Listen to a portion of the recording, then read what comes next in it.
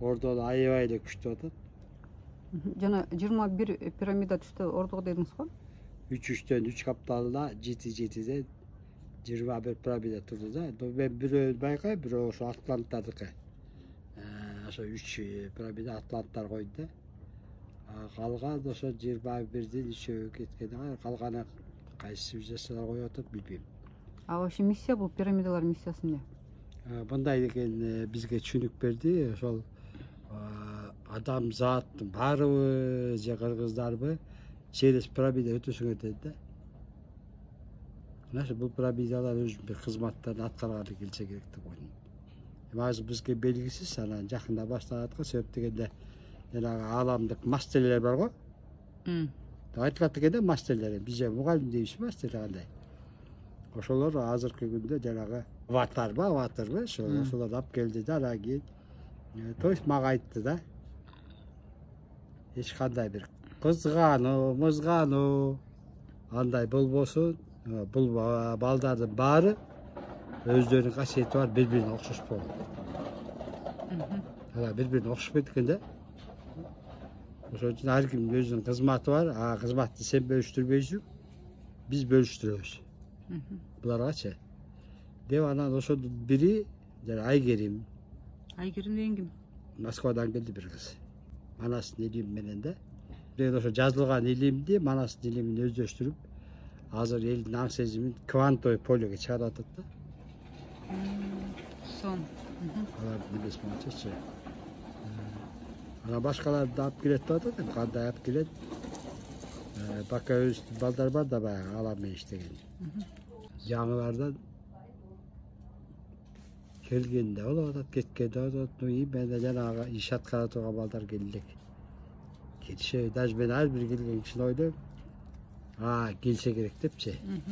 Onun için minimaya koyup da ötküz ölmeyin depçe. Abi şu bir şey daha kurup diye kurup şu. Именно Кутурдуга кеткен ошол балдар. İyi böyle Kuturdуга кеткен. Канча дейсиз? Келип калды. 100 бар ғой дейм. Ай. 100 бар кызмат кылат да. Работники света. Да, ошондой сыяктуулар. Кимде кандай кызмат экен? Ар кимдин немеси ар башка экен, кызматтар ар башка экен да. Дагы акылга салсак биз ойт, тигине кылара сен мындай дейбиз го. Андай эмес да булар. Жок, ошондо булар физический планда пайда болуп атышабы, например, Айгеримге окшоп. Булар физический планда келет. Мисалы, сен деле айтсак болот да, сен деле физический планда келип атпайсыңбы? Билип билбей бир ишти аткарып атасың да, өзүң делечи. Вот такая же алар да келет. Но бирок алар кандай, билип аткарабы, билип аткарбайбы? Билбейм, но касиеттер келет. Мурункудай болбой турсун, азыр ошо шык жөнүндө окутулат, мисалы, табиятчы. Табият менен иштешет да алар, жумшартылат. Мисалы, ушундай табият менен как мамыр, жумур болушат да, жаза алат да. Мне кажется, ошолор дебетет, бирөөлөр болсо бир мастер катары бирөөлөрдү үйрөтөт, бирөөлөр квантовый полеге чыгарат окшойт. Анткени квантовый поле дегенде айрыкча берип атат да, ошо квантовый полеге өткүзгүлө деп. Анан квантовый полени да анын өздөрү бир өткүзө турган балдар болот. Кайсы квантовый полеге өткүзүш керек экен? Керебет дүйдөгө да. Керебет дүйдө менен жашагыла деп атпайбы? Кыргызча керебет дүйдө эле да. Же бейиш дүйдөсү деп айтабыз. Ошондой бир оңго талаа да. Эмнеге именно Кутурдуга келди? Миссиясы ушундай окшойт го. Кутурдуганын өзү ачылгандагы жазай турган миссиясы ошол.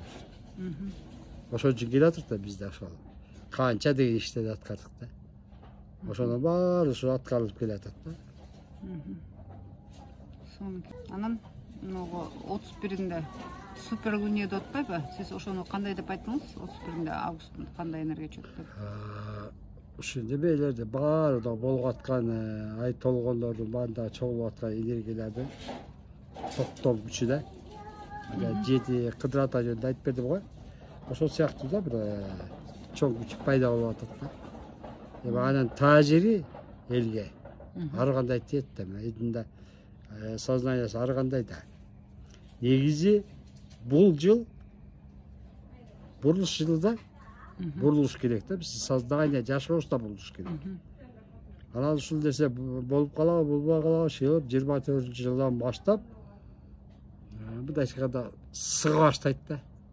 Баарыбыз сыга баштайбыз да. Шайкеш келиш керек, ошол ыргакка, ошол жыштыкка шайкеш оюбуз келиш керек, кыймылыбыз келиш керек. Даже көз карашыбыз ошол нерсеге туура келиш керек. Жашоого. Туура келбегендер жана кыйналып ооруйт. Азыр деле ошондой болуп атпайбы? Азыр деле кыйналып аткан элдин баары эле кызык болуп атпайбы? Мен мурун ойлошум да, кыргызчылык башка, оору башка да ойлошум да. Бирөөлөрдө кыргызчылык кызып атышса, анан оору катары саначу эмесмин да. Оказывается, бир да ооруп аткан, кыйналып аткандардын баары эле кыргызчылык. Бул жан дүйнөнүн илими да, кыргызчылык деген. Мисалы кыргызчылык менен диндин айырмасы эмнеде? Кыргызчылык деген жан дүйнө сүйлөйт, Кудай сүйлөйт деген сөз да. Баары ички дүйнөдөн. Дин деген бул акылдыкы. Окуп жаттап алып, мисалы Куран окуйсуң го. Бул ошондой илим да. Экөөнүн айырмасы кыргыздыкы деген адам заттыкы, бул жан дүйнө илими эң башааттан берилген илим да. Качан гана ушул дүйнөнү, жан дүйнөнү жаап алганда айла жок акылды берди. Акыл менен кошо адамзатты жетелөө үчүн эмне берди? Диндерди берди. Диндердин баары ошо биз окушубуз керек болчу. Билишибиз керек болчу ушулардын баары. Негизи ар бир элде эле ушинтип айта беретпи дейм да. Азыр сиз айтып атпайсызбы, дүйнө жүзүн кыргыз сактайт деп. Орустарды орус сактайт дейт, украиндарды украиндар сактайт дейт. Туура. Ошондо кандай болуп калды? Мындай да, мисалы бизге ушундай информация түшүп, казак куткалат деп койсучу кыргызча. Анда казак кыргыздар ойгонбой жатып албай, баары кыргыздар казак куткалат бизди депчи. Чында. Ошон үчүн ар бир элде ошо пайгамбар сыяктуу же ушундай бир нерселерди чыгарып койгондо, ар бир элдин работник света. Менталитет бар да. Ар ким өзүнүн көнүп калган эгегөрлөр бар да улуттунчу. Анан ошолор көтөрүлүш керек, анан ошентип мен кыйынмын деп отуруп анан баары адам бир жерге келгенде общий сезимге кошулат да, улуу биримдик деп коет го. Ошого куюлушуп кетет. Сон. Ага чейин баары эле кыйынбыз. Баары сактоочубуз. Да, бирок чын эле ушунчалык ар бир короче, ар бир өзүбүздүн улутубузду сактасак, анан бир биримдикке барганда баарыбыз чогулат экенбиз да, улуу биримдикке куюлганда баарыбыз бир болуп калабыз. Ага чейин бири бирибизди түртүп ойготконго бул керек нерсе болуп атат да. Даже эго ошого иштеп атпайбы. Ойготуш үчүн. Анан эмне азыр ушундай сущностьтер көбөйүп атабы? Адамдын ичинде же мурун эле бар беле бул нерсе? Мурун бар жаткан, азыр тазалануу деген нерседен, мисалы жердин деле түбүндөгү топтолгон кара энергиялар чыгып атпайбы? Вулкан болуп атылыпчы. Ошол сыяктуу адамдын аң сезимде топтолгон нерсе бул ички дүйнөсү аркылуу чыгып атат да. Ошо жарылып атат чыгыпчы. То есть тазалануу ошондо да. Тазалануу дегенде мааниси ошол. Жер эне менен биз жер менен бир элебиз да. Адан эч бөлүнө албайбыз да. Бирок биз байкабай жатабыз анчы. Так жерде эмне болуп атса биздин дене менен андай нерсе өтүп атат. Да, эмне өзгөрүү болду агы сайын да?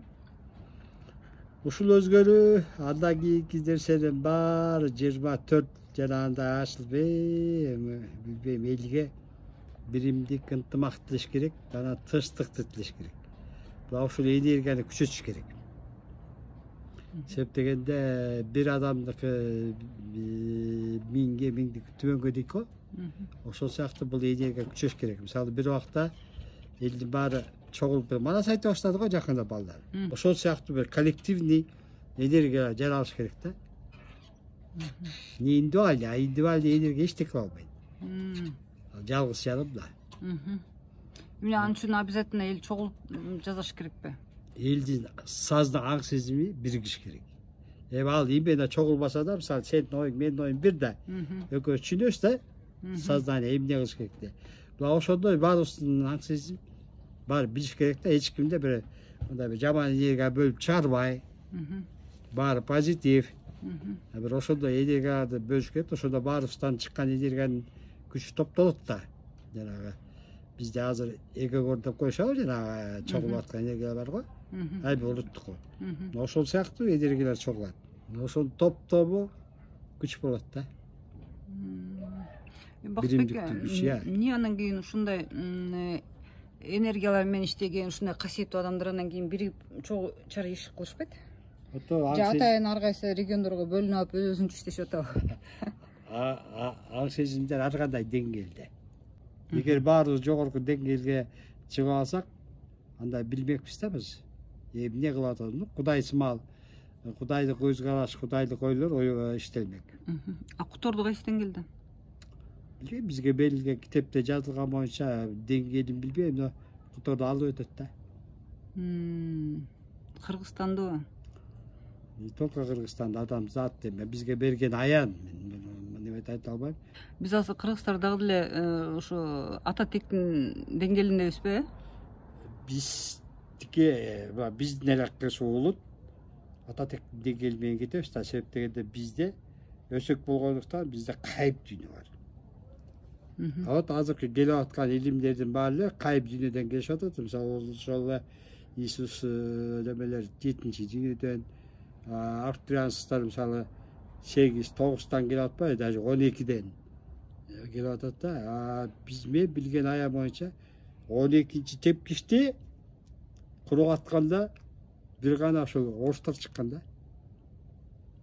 Кыргыздар адан өйдө турган да. Көрүнүш боюнчачы.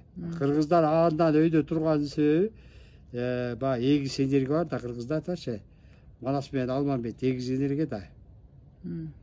Буларчы ошол энергия күчтүү болгон да, үстүндө турганда биз баягы эски көрүнүштөр боюнча ушулар бар да. Ошодон баягы мындай бир жыйынтык чыгарганда да ушундай экен дейсиң.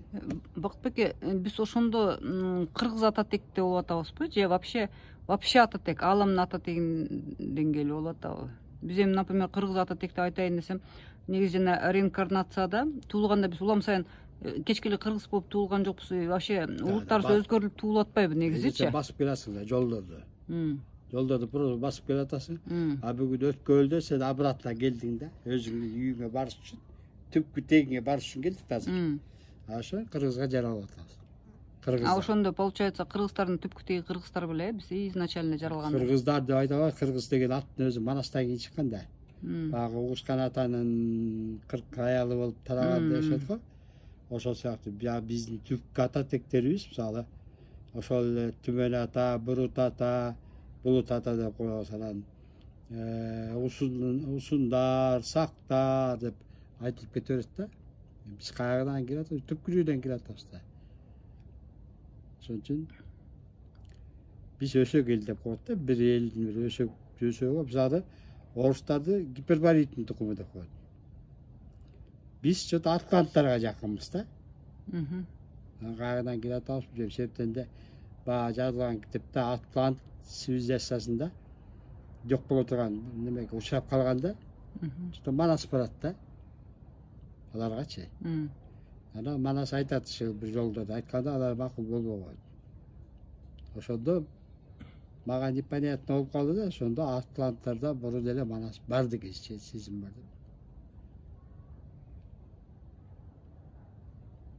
Ошондой жерлери бар.